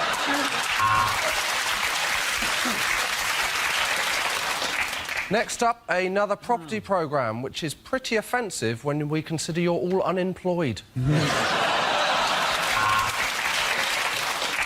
Hello, welcome to This Morning. I'm Philip. I'm a man on television, so I can go grey and look older. This is Holly, one wrinkle, and she's finished.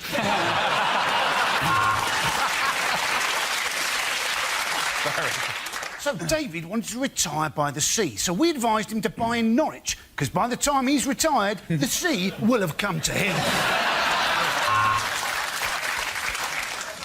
Next on Flog It, the team meet their greatest challenge yet. A dead horse.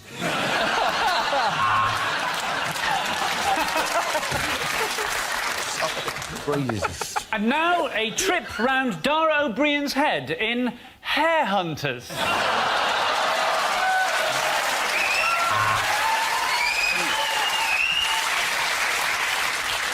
Next up, the Austrian version of Cash in the Attic. It's Family in the Basement.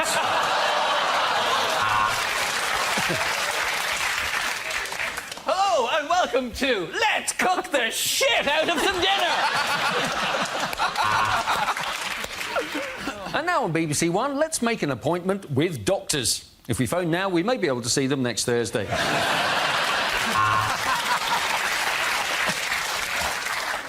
Welcome to A Place in the Sun, the show that's for people who aren't sure if they want to live in Britain or move abroad. First up, Abu Qatada.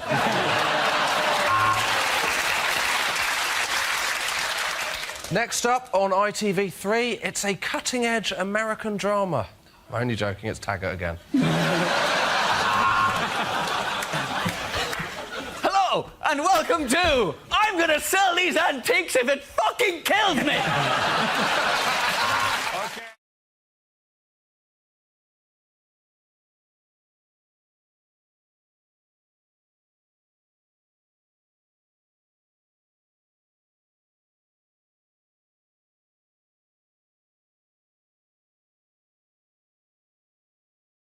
News of the King of Pop, the news of the King... you have heard this, I presume, somewhere. This is the news of the King of Pop. Michael Jackson is dead. The 50-year-old star died suddenly following a cardiac arrest and was just weeks away from his This Is It tour in London. His death has left millions of fans in mourning. One devastated fan said, "I was at Disneyland when I heard he died. I didn't want to believe it. It was only when Mickey Mouse confirmed it to me that I accepted it." You know how in the future everyone will say, "Oh, do you remember where you were when Michael Jackson died?" Almost everybody will be able to answer, "I was texting a joke about Michael Jackson." Even the doctor that was announcing that he died had a look across his face like, "I've got one." He touched millions of fans. People are going to love this. There was a bloke on the radio, I was listening on 5 Live or something, he said, brilliantly, he said, "I'm really glad that he didn't do those 50 nights at the O2 because I think they would have killed him." People reacted to his death very differently, didn't they? I mean, like Jermaine Jackson was on the news saying that he wished that he'd died instead. Do you see that? Yeah. And I reacted differently. I wished that he'd died as well. There are, now that he's dead, 13 singles in the top 40. So the Spice Girls, they know what they've got to do, don't they?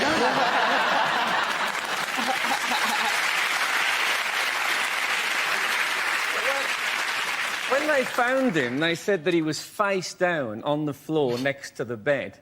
And they didn't call an ambulance for 50 minutes because they just thought he was looking for the other glove. It can't have been easy, though, for them to actually work out he was ill, can it? Because let's face it, he's been looking pale for 20 years. Yeah, but come on. I genuinely think the symptoms of a massive cardiac arrest are more than... You're looking a bit pale there, You seem to forget. We're forgetting, though, that the guy was a genius. Like, he wrote some of the best records of our generation. Thriller is still the best-selling album I think you'll of all find time. Glenn Miller wrote some of the best records of my generation. Of my generation. But, no, the guy was a genius. I mean, what black man can produce 3 white kids? It's amazing. Frankie he's got a better chance of being their dad than Michael. You're right, though, Gene. If that is the case, they're in real trouble. Yeah. A choice between Michael and Frankie. Sorry, kids, a bit of a change of location for you. You're going to live with Uncle Frankie now. What, after staying with Michael Jackson? It's all got to be up from there, hasn't it? Do you know the weirdest thing about Michael Jackson? I didn't even know this. He was a Jehovah's Witness. That's like the least weird thing about him. I bet when he went to the Jehovah's Witness meetings, they pretended not to be in. Michael, turn the telly down. Although he did look like someone who wouldn't have a blood transfusion, didn't he? I think people generally, because they loved his music so much, they were willing to forgive him what he got up to in his private life. So there's a lesson in there, isn't there? For Gary Glitter, write better songs. But the memorial had a huge number of stars. You know, Stevie Wonder, Mariah Carey, Lionel Richie. Oh, yeah, and the kids from Britain's Got Talent. I love it. Hey, they gave Stevie Wonder a seat in the front row. Wait, you got to wait 10 minutes for him to walk all the way from the back of the theatre. Next up, Stevie Wonder. Come on, Stevie, we haven't all day here, right? Stevie's like, I'll be with you in a minute. Weaving his way, like in the middle of the row. Sorry, excuse me, sorry, I'm on the... You know that they said they'd had thousands of volunteers to be pallbearers at Michael Jackson's funeral.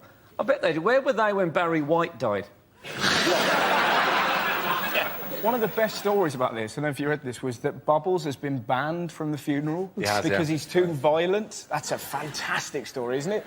But surely Michael Jackson's dad's going, who beat him up for 20 years, and yet a monkey who likes to throw his poo around a bit much. But they didn't even tell him because they didn't want to upset him. He's a monkey! As if he sat there going, no. You see, banana, num, num. When did we start telling pets? Somebody must have made the decision, like, Michael's dead, somebody better tell the tigers. Do you reckon they'll do that with David Blunkett? If he pegs it, someone better tell his dog. He's gone, David. No! I think the dog will sense the dead weight on the lead. Yeah.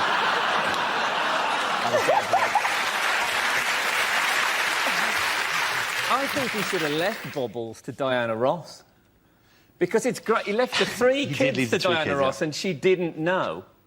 That's a... They're going to turn up and she's going to go, what is it, trick or treat? No, we always wear these. Right? He's left his kids to Diana Ross. She doesn't know. It's like, we should all do it. Let's all put that in our... Like, it's be like Rick-rolling.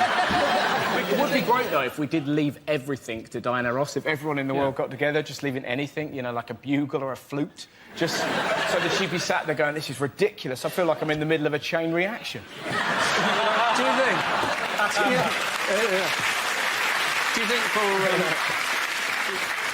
Do you think for parenting, if they're misbehaving, you just go, stop, in the name of love? When I was actually, seriously, when I was like, I suppose when I was about 8 or 9, I was a massive Michael Jackson fan, and I wish I'd known at the time that I was his type. You know the conspiracy theory at the minute? There's a conspiracy theory already that Michael Jackson faked his own death. If he faked his death, where could he go in the world that he would blend in? Does Cornwall even have a police force? Isn't it odd that Michael Jackson's dancing deteriorated as he got whiter and whiter?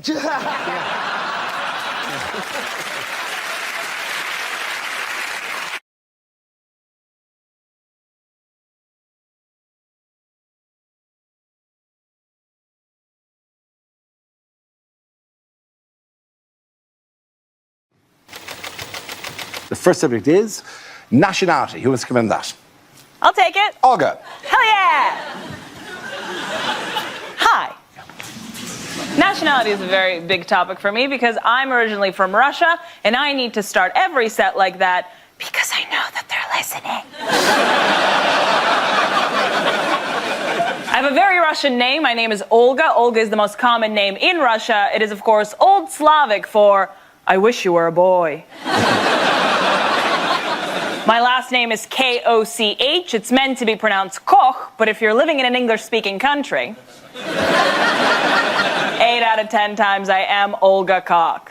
I I ran for student government of my high school under the slogan, I want me some cock.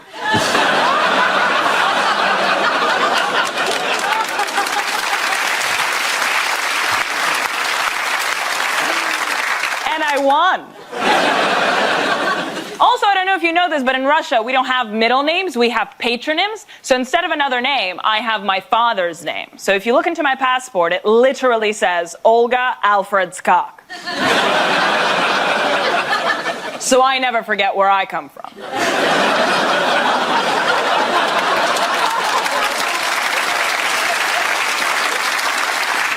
I was born in 1992, shortly after Russia elected its first ever president, which started a very long history of Russian people electing presidents all over the world. Thank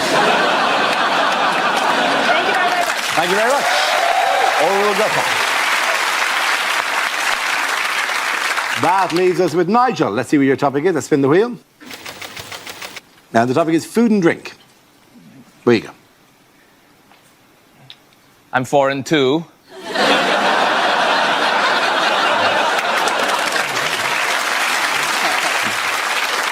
Yeah, I got the immigrants to do it. It's cheaper, you know? I'm from Malaysia originally, and I moved to the UK 4 years ago, mainly for comedy, and so I can drink tap water and not shit myself. Yeah. Favorite part of the country, by the way. Pretty great here, right? Tap water? Yeah. Ironing my shirt today, got a little bit thirsty, just spray some ironing water straight into my mouth. No malaria, nice. When I first moved here, I asked the guy here, like, what's the worst thing you have in your UK tap water? You know what he told me? Lime scale. Well, what the hell is lime scale? Does it give you a headache? Does it make you vomit? He said, no, it just makes the inside of your kettle a little bit white.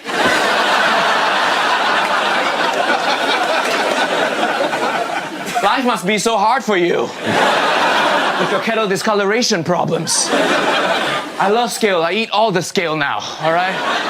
I'm gonna go home and lick my teapot later. Even when you take the trains here, even the train toilets tell you the tap water in there is not drinkable, right? I'm like, okay, we'll see about that. And turns out they're right. Set myself in the real replacement bus service. Well done. Very good.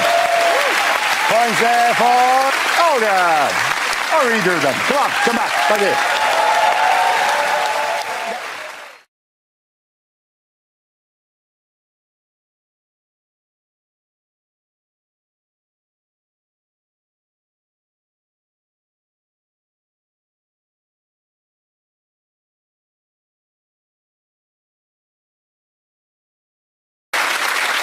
Why are retro gadgets like this suddenly all the rage? This apparently is very popular now. What? That's a camera rig. Yes. Are you genuinely?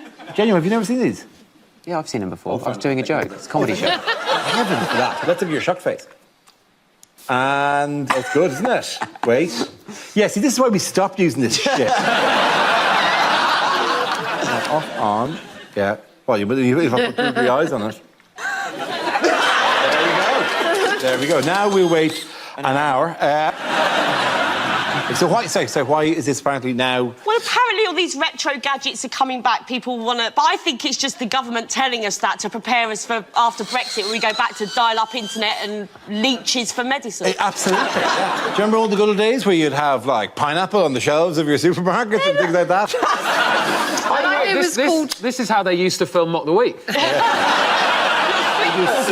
Series of these, photos, and then they'd and Frankie would scowl in a few of them. For the ages. The piece of sort of arcane technology I want to come back is the little clip-it thing that used to appear on Microsoft Word and always ask you if you were writing a letter, even when you were never writing a letter. I love that you call that arcane technology. I was about 25 when that... It's made everything easier. Social media has made everything easier. People slag it off. But if my dad wanted to look at his ex-girlfriend's holiday photos, he had to break into Boots.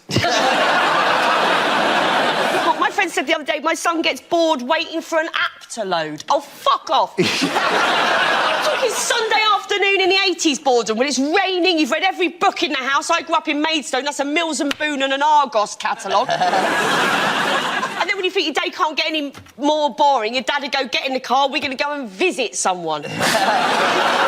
Sunday afternoons in the 80s, honestly, we used to visit people for no reason other than to ruin their day. And you know what? We never told them we were coming. Honestly, the only people who phoned ahead in the 1980s were the IRA.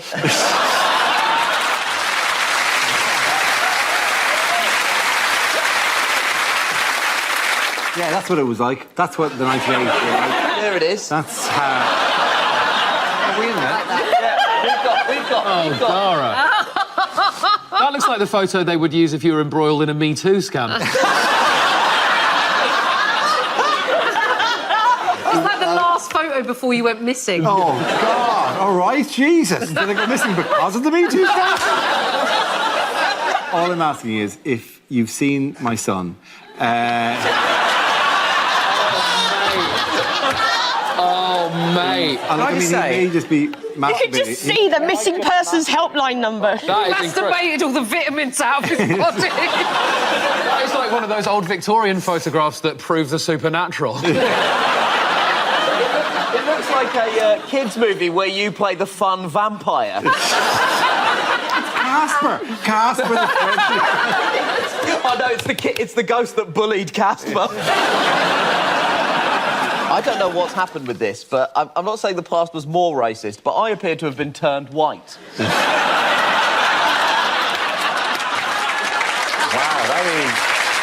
That's incredible. I just say that's bad news, because that is 80% of your act is now gone.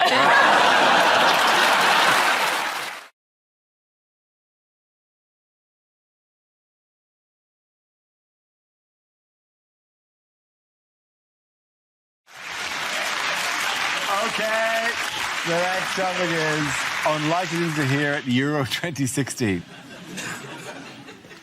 Wayne Rooney's come out covered in Formica. I think the managers told them to play as a unit. Rooney is playing in the pocket. Oh, that's unpleasant.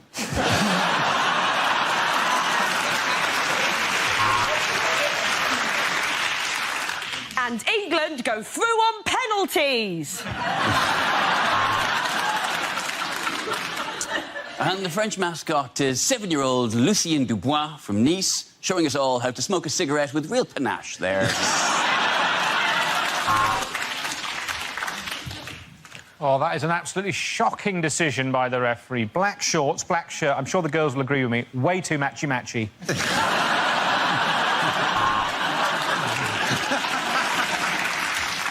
Let's not forget that Roy Keane and Martin Skirtle were club mates at Real Sociopath.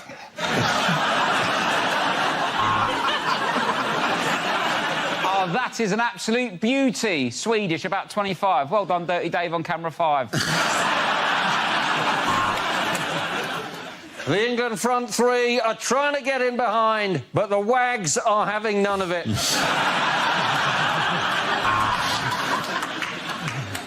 And the crowd invade the pitch and the French officials have surrendered. Oh, did that cross the line? Seemed a bit racist to me.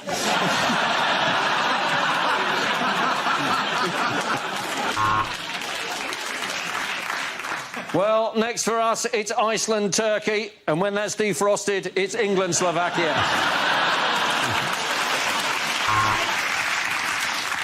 And Russia have gone for a 4-3-3-7-8-10-1-9-16 formation. We're never going to get out of this alley. Well, let's look at the stats in the first half. I was responsible for 90% of the cliches, and that really is the icing on the cake. And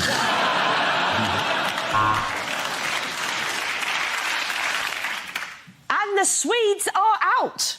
He really should have worn tighter shorts. So who's up for the World Cup in Russia? Guys? There goes Ronaldo down the wing, doing what he did a minute ago, and he's slightly slower. This is the replays now. Yes.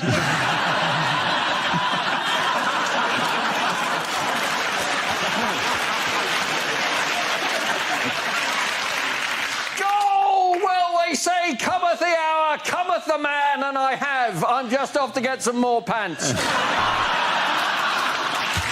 the end of that round, the boys got a rod, Ed and Miles.